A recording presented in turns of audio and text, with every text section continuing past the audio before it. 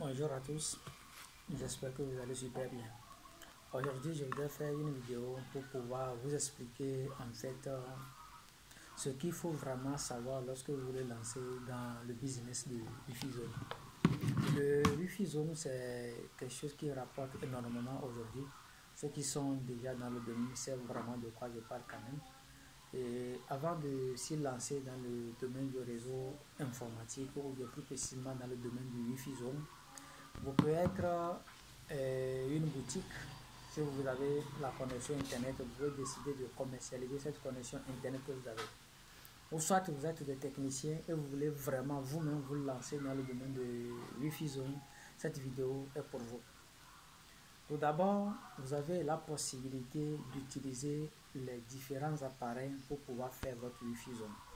La première des choses à faire, c'est d'avoir une connexion internet. Vous avez la connexion internet. Après avoir obtenu la connexion internet, vous avez acquis deux appareils qui permettent de faire la commercialisation de votre Wi-Fi Zone. Je vais essayer d'expliquer, de prendre le cas de notre pays, le Togo, là où je suis actuellement en train de faire la vidéo là. Tout d'abord, nous avons des fournisseurs d'accès ici à l'internet qui nous offrent des forfaits d'internet différents. Nous avons ici 10 mégas chez nous, 20 mégas, 10 mégas, 20 mégas, 25 mégas, 50 mégas, puis 100 mégas. Vous avez le débit, vous devez obtenir selon le budget que vous avez. Vous devez vous rassurer que chaque fin du mois, vous devez au moins trouver les 30 000 pour pouvoir payer l'abonnement de 50 mégas. Si vous avez opté pour 50 mégas, ça veut dire que chaque fin du mois, vous devez renouveler votre abonnement de 30 000 francs chaque fin du mois. Maintenant, vous devez s'assurer que vous avez déjà la connexion internet. Maintenant, il faut des accessoires, des équipements supplémentaires pour pouvoir commercialiser votre Wi-Fi. Celui-ci, ce dont je suis en train de parler maintenant, ça concerne tous ceux qui veulent se lancer dans le domaine du Wi-Fi, pas forcément pour le Togo. Et lorsque vous avez la connexion internet, l'objectif c'est de commercialiser. Vous avez l'idée déjà de qui vous voulez servir, la zone dans laquelle vous êtes, comment faire pour que le Wi-Fi puisse atteindre les gens. D'abord, cherchez l'appareil qui permet de faire les tickets. Vous pouvez chercher les appareils qui sont mis en ligne. Vous pouvez accéder à votre routeur microtique en ligne, soit pas forcément le routeur microtique, vous pouvez accéder à l'appareil qui fait la gestion des tickets en ligne. Il y a des sites internet qui offrent cette possibilité. Vous pouvez payer l'appareil vous-même et ils vous aideront à configurer l'appareil en ligne. Et là, vous pouvez facilement accéder à votre appareil de vente des tickets. À tout moment, partout où vous êtes sur le monde entier, vous pouvez facilement accéder à cette plateforme-là pour voir les tickets qui sont connectés, les gens qui sont connectés, les téléchargements qu'ils sont en train de faire. Vous devez avoir une notion dans ce domaine-là. Si c'est ça que vous voulez obtenir pour pouvoir suivre votre ticket à distance, peut-être vous n'êtes pas sur place, vous n'avez pas le temps, vous voulez faire le service de Wi-Fi Zone. Vous pouvez le faire comme ça, après avoir mis le service en marche, vous pouvez être partout où vous êtes pour accéder, générer les tickets même à distance, c'est possible. Il y a des sites internet qui offrent cette possibilité de pouvoir faire les tickets à distance.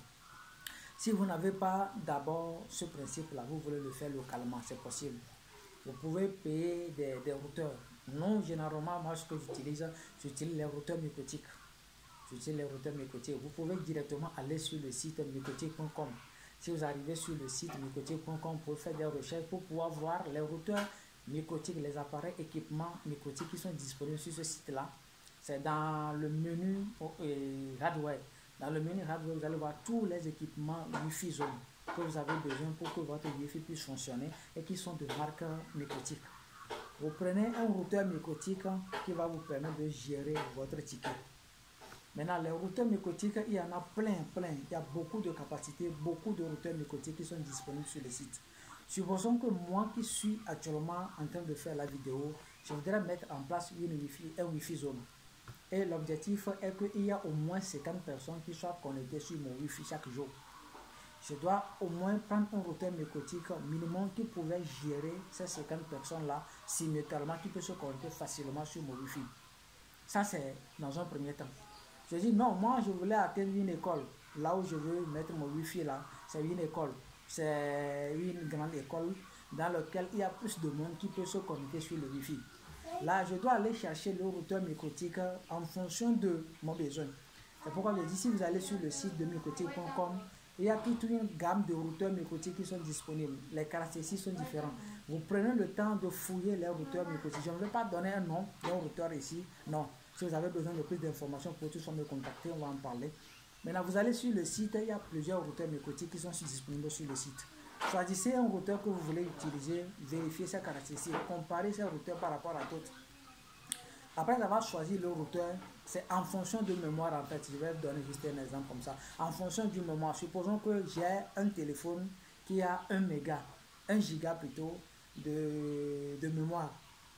Et lorsque je veux faire la vidéo, si je lance beaucoup de choses en même temps sur mon téléphone va ramer. Parce que la mémoire qui doit supporter les choses que je fais sur mon téléphone, la mémoire est très insignifiante. En ce moment, mon routeur ou même mon téléphone va se planter à tout moment et ça va ramer. C'est la même chose aussi pour l'équipement microtique.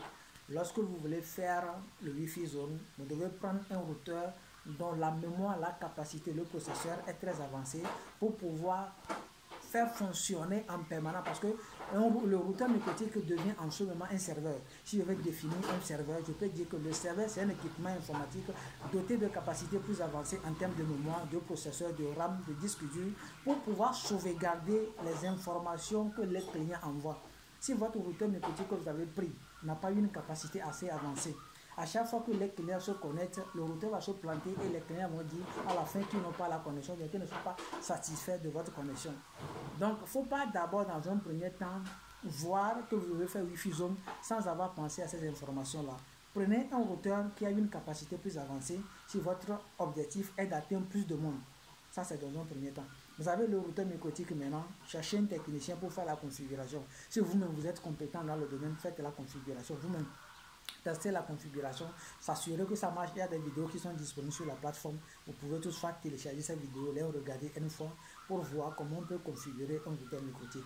Maintenant, après avoir mis en place le routeur microtique, généralement la portée des routeurs microtiques ou des routeurs généraux ne porte pas.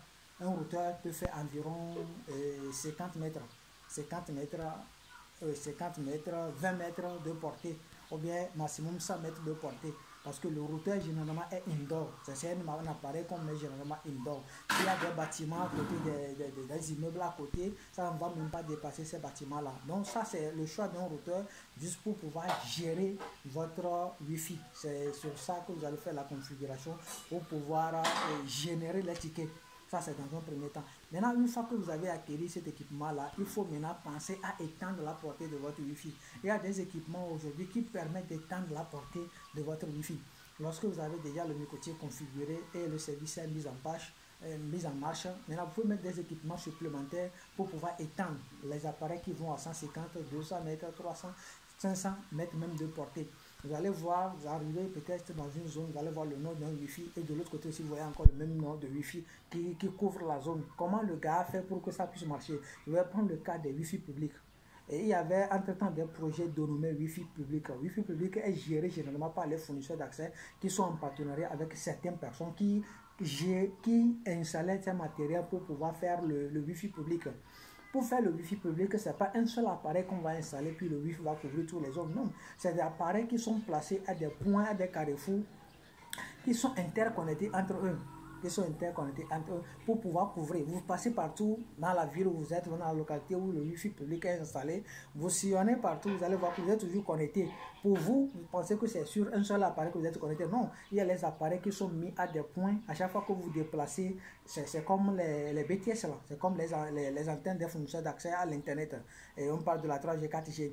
Si tout à l'heure je suis dans une zone où mon appel, je veux parler de l'appel téléphonique, ça passe bien, je peux aller dans une autre zone, je me suis directement balancé sur la BTS qui est là-bas et j'ai toujours le signal du réseau sur mon téléphone.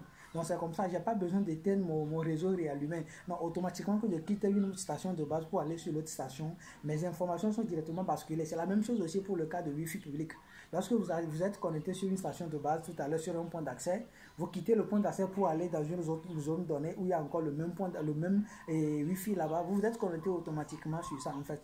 Donc après avoir acquis le microtique, si c'est le microtique que vous voulez utiliser, après avoir configuré et mis ça en service, Vous pouvez maintenant penser à des antennes qui permettent d'étendre la portée de votre Wi-Fi. Ces antennes, il y en a plusieurs gammes aussi à ce côté-là. Il y a plusieurs gammes et plusieurs capacités aussi de ces équipements-là. Il y a certains qui sont mieux performants, d'autres qui sont plus performants. Donc, en termes de votre budget, toujours, en termes de l'objectif que vous voulez atteindre, vous payez les matériels en fonction de ça.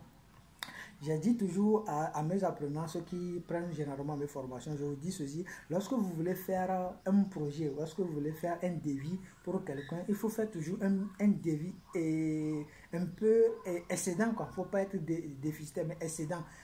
Excédent, ça veut dire quoi? Ça veut dire que lorsque je veux tout à l'heure faire un devis pour une société qui veut un routeur qui doit connecter au moins 20 personnes simultanément. Je ne peux pas aller payer exactement le même routeur qui peut connecter en même temps 20 personnes. Si du jour au lendemain, je décide d'ajouter des personnes supplémentaires dessus, je ne peux pas aller leur dire de changer le routeur. Donc, je vais payer le routeur pour que de telle sorte que ce qu'il veut, c'est ça. Mais je vais estimer, ajouter une exagération sur ce que je voulais leur proposer pour que si un jour ça dépasse les 20 personnes, je ne sois pas en mesure de changer. Parce que ça dépend encore du coup, on va changer tout, l'architecture. Non, je prends un équipement en même temps qui va faire cette majoration là pour que du jour au lendemain, s'il décide d'augmenter le nombre, ça puisse marcher aussi. Dans le cas des suites, je ne peux pas tout à l'heure me dire qu'ils vont connecter 8 personnes sur 8 PC sur un suite. Je ne peux pas aller payer exactement un suite de 8 ports. Non, du jour au lendemain, il peut décider d'augmenter le nombre de personnes qui soient connectées sur le suite là. Mais en tant qu'un bon technicien, tu dois toujours majorer ces choses-là pour que demain, je ne sois pas bloqué dans l'exécution de mes travaux. Ou soit mes juges d'incompétence. Donc, à chaque fois, il faut penser à ce côté avant de pouvoir proposer des matériels. Donc, c'est la même chose aussi. Il y a des appareils aujourd'hui pour l'extension de votre Wi-Fi, des routeurs de points d'accès qui peuvent connecter simultanément 20 personnes, 25 personnes, 50 personnes, 100 personnes, 150 personnes. Si vous décidez peut-être de payer un appareil qui fait le cercle, qui fait la rotation de 360 degrés, mais c'est ce que vous avez dit comme ce que vous voulez payer pour pouvoir connecter jusqu'à 500 personnes sur votre Wi-Fi ou bien jusqu'à 50 personnes sur votre Wi-Fi, vous payez l'appareil alors que l'appareil ne peut que connecter que 20 personnes. Vous voyez déjà qu'il y a un problème. Après, vous allez dire que votre Wi-Fi ne marche pas. Donc, si vous avez besoin d'étendre la portée de votre Wi-Fi, vous devez tout d'abord vérifier la capacité des équipements que vous voulez choisir, le nombre de personnes qui peuvent se connecter simultanément sur ces appareils-là, afin de ne pas avoir problème de connexion demain. Il ne faut pas dire que je n'ai pas les moyens pour faire et je vais payer un appareil qui va faire le cercle. Ça, c'est incompréhensible. Là. Vous ne pouvez pas, parce que l'appareil fait le cercle, vous allez payer un seul appareil, alors que votre Wi-Fi peut connecter simultanément jusqu'à 50-60 personnes, alors que l'appareil est limité à 20 personnes et 25 personnes. Ce côté, il y a un problème. Là, demain, votre Wi-Fi ne va pas marcher. Vous allez crier que ça ne marche pas, que le technicien a fait un mauvais travail. Moi, je dis souvent ceci aux clients. Lorsque vous voulez faire le Wi-Fi zone, il faut avoir les moyens et être prêt à s'engager dedans.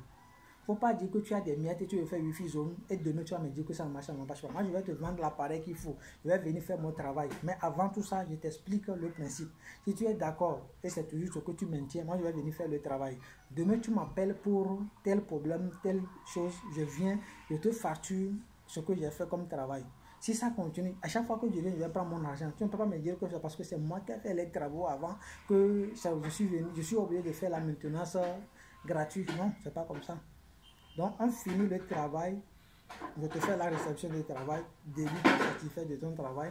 Au fur et à mesure que les gens sont connectés nombreux sur ton Wi-Fi va commencer par bugger. Et je vais prendre le cas précis des écoles. Vous qui êtes technicien ou bien vous êtes porteur de projet et vous voulez réaliser des Wi-Fi dans des écoles, là-bas il faut penser grand. L'école aujourd'hui peut avoir 100 personnes, 30 personnes. Aujourd'hui, l'éducation est primordiale. Le nombre d'effectifs, le nombre des apprenants augmente de jour en jour. Donc, il faut toujours faire une exagération en termes de proposition de matériel. Il ne faut pas se limiter sur le nombre actuel. Il faut toujours exagérer dans le nombre de personnes qui peuvent se connecter. Si supposons qu'aujourd'hui on a 30 personnes, je peux doubler le nombre en payant l'appareil en fonction du double du nombre. Parce que du jour au lendemain, l'effectif peut grimper. Multiplié par 2, même par 3. Donc, il faut penser comme ça. Si vous avez besoin plus d'informations, moi je suis disponible. Je suis le promoteur de la chaîne YouTube, vous me connaissez déjà, Entrepreneur Réseau et Télécom. Vous avez besoin des conseils, vous avez besoin des accompagnements, même des formations, vous pouvez toutefois me contacter. Disponible pour vous satisfaire, disponible pour résoudre vos besoins. Nous sommes là pour apporter une solution à tous vos projets liés au domaine de l'informatique et réseau. Je vous dis merci pour ceux qui ont suivi la vidéo. Si vous pensez que la vidéo est intéressante, vous avez trouvé quelque chose d'intéressant dedans, tout d'abord, likez la vidéo, partagez la vidéo pour que d'autres personnes aussi puissent bénéficier, profiter du contenu qu'on vous offre. Merci et à la prochaine.